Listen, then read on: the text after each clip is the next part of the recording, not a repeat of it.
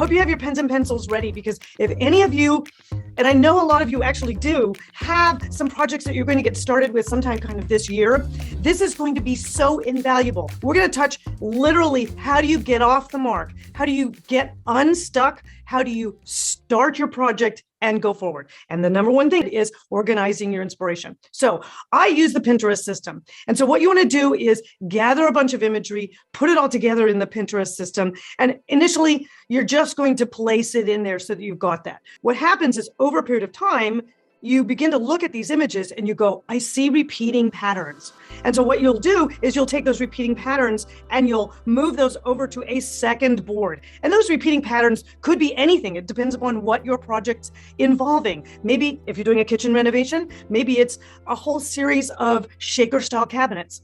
Maybe it's a really fantastic looking ceramic floor. Maybe it's this fabulous farmhouse sink that you're looking at, and it keeps repeating and you keep seeing it in these images. And so what that says to you is that speaking to things that are really what's in your heart and what you're really wanting to have the space maybe include, or have it be made up of in a certain way. So that's kind of your second phase of the system, is that you all of a sudden are able to define certain design elements that you'll want to make sure that you include as you go forward. But that is how you begin to put your lookbook together on things. So the second phase of starting your project is scope of work, guys. So let's talk a little bit about what a scope of work is. What that means is it's basically going to be everything that you're going to try and accomplish in this project. Now, don't worry about the fact that you may not have enough money or time or any of those things. You want to just write down what your wish list is of things that you need to get done, okay? So if you have an existing kitchen and it's a renovation, then what you want to do is literally start by demoing out the kitchen. You're going to be doing all of those things. So you want to write all of those things down. That's what gets included in your scope of work. Now, to help you understand what to include in your scope of work, you want to, there's a secondary set of parameters that we work with when we're starting a project. And these are pertaining to your scope of work. And if you guys are one of those guys where you're absolutely about to attack a kitchen or do something significant like a kitchen or a bathroom with your home, maybe add in a small addition, change out some windows, renovate in any way, you absolutely need to check out the designer method. This is my new program for anyone who's doing any kind of significant either construction or renovation to their homes. I take you from soup to nuts. There's a link down below that'll give you more information on it. So check out the link down below. It's definitely in the description, but it's also right here, and I hope I see you there. What is your architectural statement of your structure? So we can never escape that, right? When we're looking at what we're going to be doing with our projects. If you live, in an industrial loft in downtown Chicago, and you're really kind of wanting to rock the coastal beach theme, those are going to be very unhappy together, number one. So that's a style statement. And then number two, if you're looking at your architecture and you're going, do I need to expand my kitchen? Do I need to add square footage? Maybe I'm adding a second floor to my house. Maybe I'm demoing out a little wall between the kitchen and the dining room. So you need to look at what your architecture is and make sure you're including that into your scope of work, or including any changes that you want to be making into your scope of work, okay? The second thing that you need to do, kind of a little bit of an analysis of, and I'm a huge fan of spreadsheets, but you don't have to use spreadsheets. You can just scratch it down on paper or notepads or whatever works, whatever little system works for you is fine. But you want to do an analysis, if you have an existing home, of what is staying and what is going. And that means everything. So that's including your finishes, that's including your furnishings, your lighting, everything. So if you're doing a kitchen renovation, we're going to work that example for a little bit. Are you keeping the floor? If you're keeping the floor, then that's a parameter that you need to include. Okay. If you are changing up your floor, that's also a parameter you need to include. So you need to understand, by creating the scope of work, everything that you need to do. And sometimes this is a little bit hard because you kind of go, oh, but I really love that sofa and I kind of want to keep it. But it may not fit into my new plan. So I'm going to put this down and say, question mark, will I use this or will I get new? So that's all included in the scope of work so that you understand kind of what needs to happen. Now, this is a super, super important step for anybody who's going to be doing construction. You're going to be needing that scope of work to hand to a contractor so that he understands exactly what it is he's going to be engaged to do. So the third thing that you want to make sure that you're including in your scope of work is, so the term that we use is programming for your needs. What that means is, how are you going to live in your space? So that's a really important question to ask yourself. If this is a new space for you of any kind, maybe you're just moving from one house to another that's existing, or maybe you're going from a rental to a new home, it doesn't really matter. But if you're changing the space, you want to make sure that you understand how you want to live in the space. Maybe, I'm going to use the kitchen example again, maybe you're becoming a major chef, or you've decided that you really love cooking.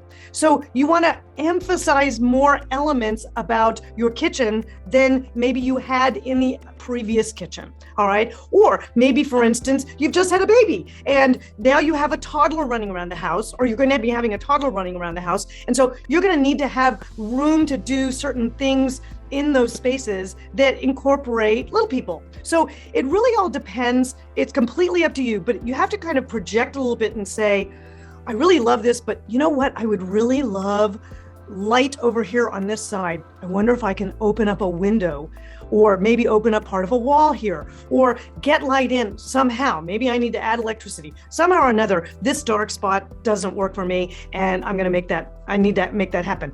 Or last example, which I know so many of us can relate to, is, damn, I'm now working at home. So I need to really figure out a decent, reasonable, work from home condition. So that's a very, very valid element that you need to include into your programming and how you live in the space. This is for Lisa, and I think so she asks, where do we start as an entryway, outside, inside? And I think what she's saying is, like, in a specific, let's say if we're doing like a whole house remodel, like what space do you start in? Oh, that's a very good question, actually. And I've kind of, that's a really good question. So here's the deal. If you are literally doing a whole house, either renovation or new construction, it's essential that you apply these rules that we're talking about in this masterclass to this space. And one of the most important things that you need to think about is, how do I live in this space? And so the spaces that you live in and you use every day are the most important. So your master or your main bedroom and bathroom condition and your kitchen condition are essential. To be honest, you may not have guests in that house for, a year. It doesn't really matter, but you need to make sure that the programming and the renovation space, the renovation dollars and budget and timeline is initially placed into the spaces where you spend time. So work from home, kitchen, bathrooms, bedrooms. Those are the bedrooms for you and your family. So those are the most important things. All the other spaces, entryways, even exterior, guys, the exterior budget, to me, in my mind, is always secondary, because you're living there and who cares what the neighbors think. You need to make sure that you can work in your kitchen. And so you spend your dollars there first. You can cook a meal at night and you can get your work done during the day if you're working from home. So those are the four essentials: is where do you live? Where do you spend all the time? And that's where you start.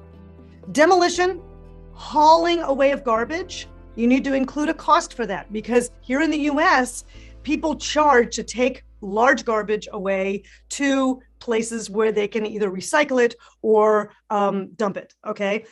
If you're doing anything where you're moving electrical, you're installing new plumbing, anything like that, again, here in the US, there's going to require from your local municipality, there's going to require a permit, okay? They're not very expensive, but you need to know what that is.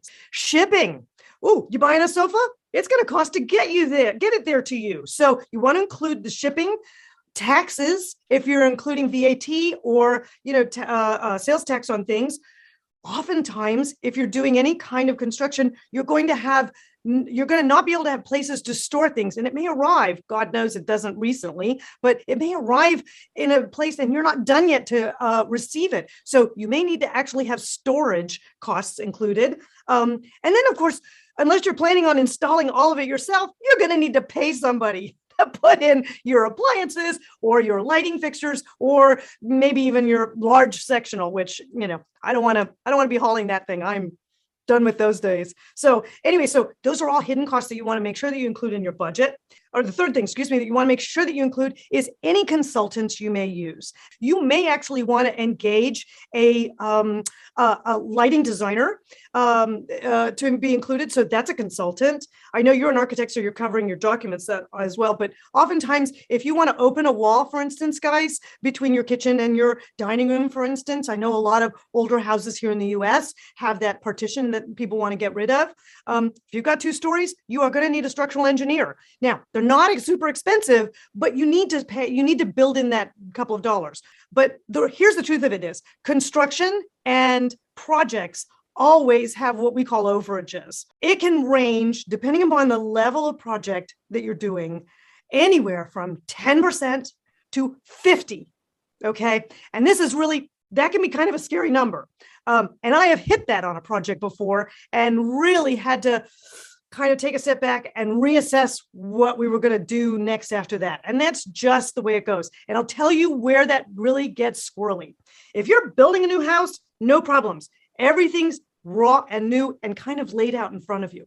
If you guys are renovating a house, and that is probably 85% of everybody that's part of the club, if you're renovating, take a stiff drink and get ready, because the minute you open up that wall, God knows what you can find. Okay. And the reality of it is there's all kinds of stuff that got done before you showed up on the scene with that home that may or may not be to code.